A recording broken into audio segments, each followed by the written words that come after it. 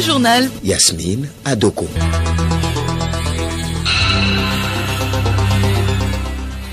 Madame, Monsieur, bonjour. Les titres du journal. Les personnels des parlements de 9 pays africains veulent l'amélioration de leurs conditions de vie et de travail. La fédération de leurs syndicats est en conseil à l'ONU. Bonne nouvelle pour les producteurs agricoles du Togo. La BAD et la FAO appuient le gouvernement dans la lutte contre la chenille légionnaire d'automne. Quel est cet insecte? La réponse dans ce journal. Cameroun, ils vont devoir passer le reste de leur vie en prison et payer de fortes amendes. Le leader des séparatistes anglophones et ses 9 partisans ont été condamnés ce matin à de lourdes peines. L'ex numéro 1 du Soudan, Omar El-Béchir, a comparu hier devant le parquet à Khartoum. Il est accusé de possession de devises étrangères, de corruption et de trafic d'influence. Et puis sport football, la deuxième journée du tournoi Coupe contre les changements climatiques se dispute le week-end prochain. Le match 100% Anigba Toji va opposer Future Star et Sanglier FC.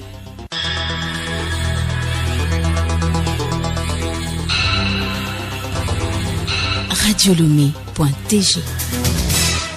Bienvenue à tous. Lomé accueille depuis ce matin et ce jusqu'au 24 août prochain le premier conseil de la Fédération des syndicats des personnels des parlements africains FSPPA. Il s'agit pour les délégués venus de 7 pays africains d'échanger et de partager leurs expériences afin d'ouvrir des perspectives pour l'avenir. Geneviève Pognon. Oui, Yasmina, ces échanges tournent autour de la thématique place de l'administration au sein d'un Parlement. Ils permettront aux différentes délégations de mettre à contribution les expériences de toutes les structures syndicales en vue d'une meilleure visibilité des administrations parlementaires. Adjou Aliko Paul Moïse, secrétaire général de la FSPPA. Aujourd'hui, les structures syndicales, ce sont des partenaires sociaux dans toute l'administration. Nous aspirons être aussi un partenaire social important de tous les parlements africains. Nous voulons, par nos actions, appuyer nos administrations à mieux gérer le droit des travailleurs, à mettre le personnel dans de très bonnes conditions de travail. Et ça, c'est notre premier objectif à atteindre. Et aujourd'hui, la fédération, par ses assemblées, par ses réunions, nous procédons aux échanges d'expériences pour que tout ce qui se fait chez nous en Côte d'Ivoire soit fait au Sénégal, soit fait au Togo. Ce qui est fait de bien soit fait dans les parlements pour qu'on puisse avoir toute une communauté, toute une famille de l'administration parlementaire pour le mieux-être et pour la bonne gouvernance de nos États. Pour le 4e vice-président de l'Assemblée nationale togolaise, Adjourouvi Pakom, la rencontre de Lomé constitue un cadre pour les participants de réfléchir sur la vie de la fédération. Il s'agit aussi de revisiter les thèses fondateurs afin de les adapter aux exigences d'une administration professionnelle efficace et efficiente. Il est aujourd'hui établi que, pour assurer une bonne gouvernance, il est impératif d'avoir des parlements forts, bien outillés et disposant d'un personnel administratif formé et conscient des nouvelles exigences démocratiques. En effet, un personnel administratif dynamique et motivé apparaît de nos jours comme un facteur indispensable au bon fonctionnement d'un parlement moderne. La stabilité sociale permanente au sein de l'Assemblée nationale est l'une des conditions essentielles pour améliorer substantiellement la qualité du travail parlementaire. Plusieurs thèmes vont meubler cette rencontre, entre autres l'organisation et le fonctionnement des parlements, la formation des délégués. La FSPPA est créée en 2015 à Porto Novo au Bénin. Lutte contre la chenille légionnaire d'automne au Togo, les agents vulgarisateurs et les producteurs leaders sont en formation sur les méthodes pour combattre cette chenille que nous découvrons avec Odette Pira. La chenille légionnaire d'automne est un ravageur qui se nourrit spécialement de feuilles et de tiges de plus de 80 espèces végétales. Elle cause des dommages surtout au maïs, au riz, au sorgho, à la canne à sucre, aux légumes et au coton. Ce ravageur est méconnu de la majorité des acteurs concernés, surtout des agriculteurs, d'où cette formation pour renforcer les capacités des agents de terrain de l'ICAT et des producteurs.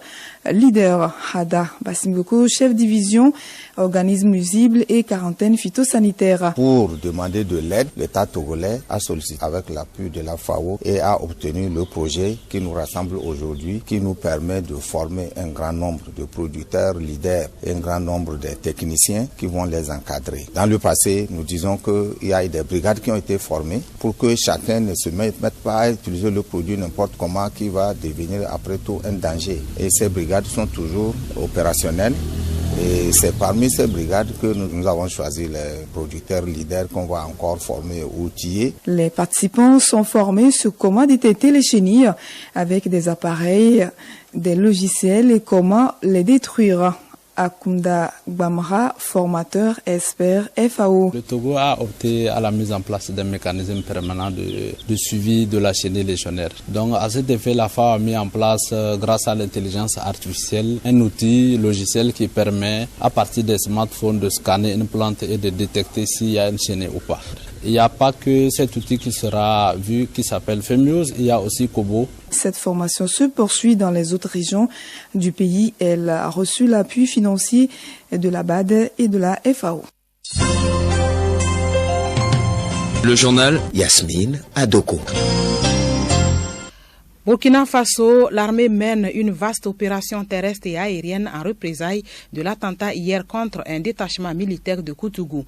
De nombreux assaillants ont été neutralisés. L'attaque a fait plus d'une dizaine de morts et plusieurs blessés dans les rangs des militaires burkinabés. Selon plusieurs sources sécuritaires, d'autres soldats sont portés disparus et le bilan pourrait dépasser la vingtaine de morts, faisant de cette attaque la plus meurtrière dans la région. Le gouvernement exprime sa solidarité avec les forces de défense et de sécurité et réaffirme sa détermination à parvenir à une sécurisation des personnes et des biens sur l'ensemble du territoire national. Cameroun, le leader des séparatistes anglophones, Julius Ayuk-Tabé et ses partisans sont condamnés à de lourdes peines, la prison à vie et des amendes. Aruna Mola. L'audience qui a démarré hier s'est achevée tôt ce matin à 5h30 avec la condamnation à la prison à vie du président autoproclamé de l'Ambazonie et ses camarades. Ils ont également été condamnés à payer 250 milliards de francs CFA à l'État du Cameroun et 12,5 milliards de francs CFA au parti civil. La justice camerounaise accuse les leaders sécessionnistes d'être à l'origine de la crise anglophone et du conflit qui secoue les régions du nord-ouest et du sud-ouest depuis fin octobre 2016. Ils étaient poursuivis pour 11 chefs d'accusation. Selon certaines informations, les avocats à la défense des séparatistes ont jeté l'éponge hier après une polémique en salle d'audience née de la récusation des magistrats. D'un procès à un autre, Omar El-Béchir a comparu hier devant un tribunal de Khartoum. L'ex-président soudanais a été informé par le parquet qu'il faisait face à des accusations de possession de devises étrangères, de corruption et trafic d'influence. Hortense Djoua.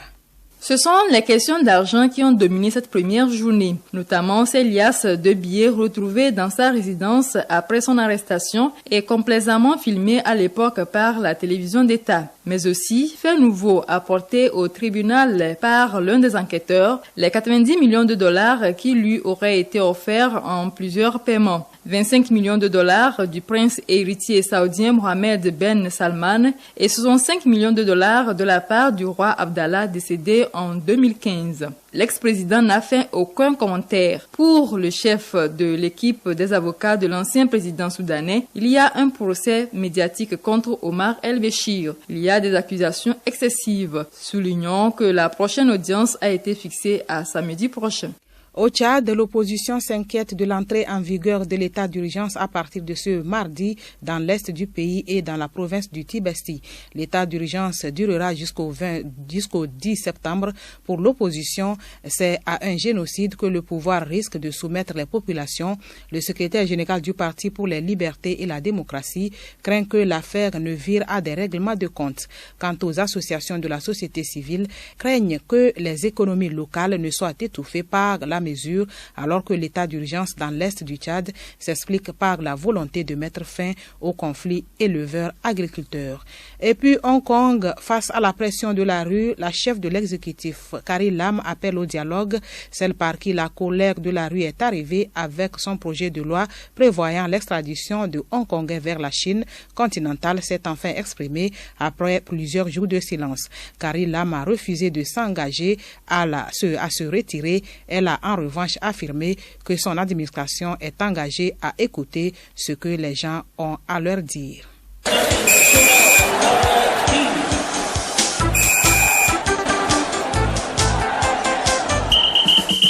Sport football, le tournoi des 4C, Coupe contre les changements climatiques, va connaître sa deuxième journée le week-end prochain.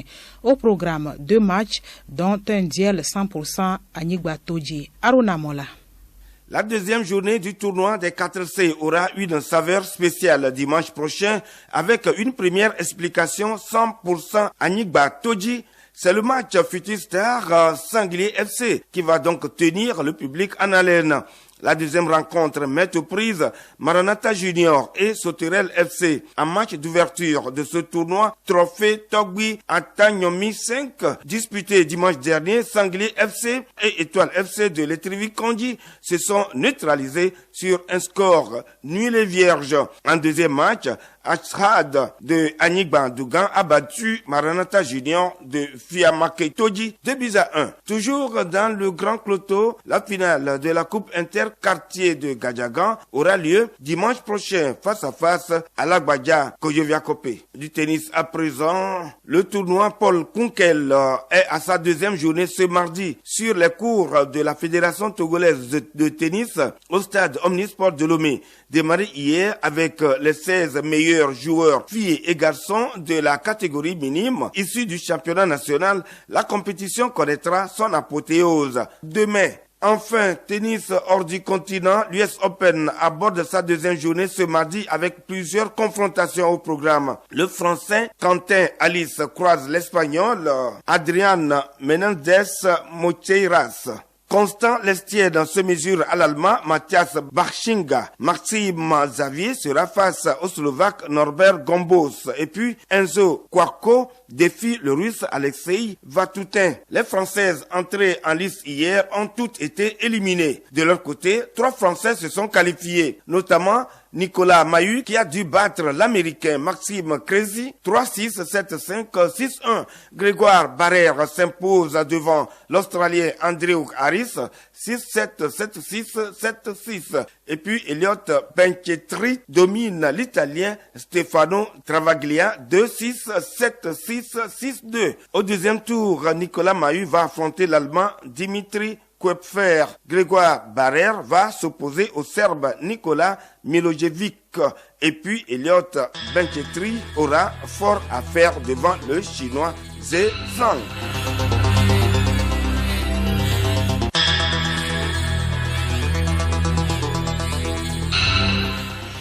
C'est la fin de cette édition. Nous rappelons essentiellement le conseil de la Fédération des syndicats des personnels des parlements de 7 pays africains à Lomé. Il s'agit de réfléchir sur l'amélioration de leurs conditions de vie et de travail et l'atelier sur la lutte contre la chenille légionnaire d'automne ouvert ce matin à Tchévier. Merci d'avoir suivi le journal.